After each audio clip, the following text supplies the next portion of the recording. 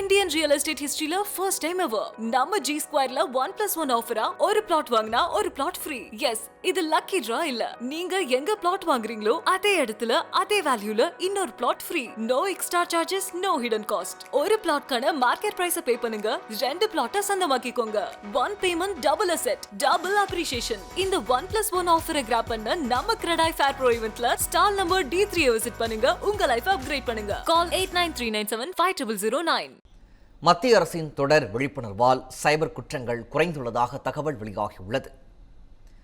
Digital பண பரிவர்த்தனைகள் மற்றும் ஆன்லைன் சேவைகள் இந்தியாவில் பெரிய அளவில் வளர்ச்சியடைந்துள்ள நிலையில் செல்போன் வாயிலாக அப்பாவி மக்களை தொடர்பு கொள்ளும் மோசடி நபர்கள் அமலாக்கத்துறை, சிபிஐ அதிகாரிகள் போல நடித்து பணம் பறிக்கும் சம்பவங்கள் அதிகரித்தன. இந்த டிஜிட்டல் கைது மோசடியில் மட்டும் கடந்த 2022இல் 91 கோடி ரூபாயை மக்கள் இழந்தனர். இது தொடர்பாக 39,925 வழக்குகள் பதிவு செய்யப்பட்டன.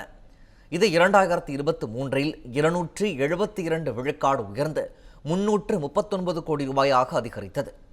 2024இல் நிலைமை மோசமடைந்து 1,23,000 வழக்குகளும் 1,918 கோடி ரூபாய் இழப்பு ஏற்பட்டது.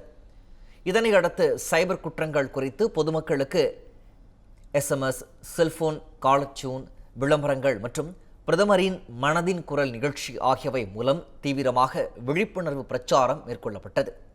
அதன் பலனாக கடந்த 2025இல் சைபர் குற்ற வழக்குகள் எண்ணிக்கை 17,264ஆகவும் மக்கள் இழந்த பணம் 644 கோடி ரூபாயாகவும் குறைந்துள்ளது.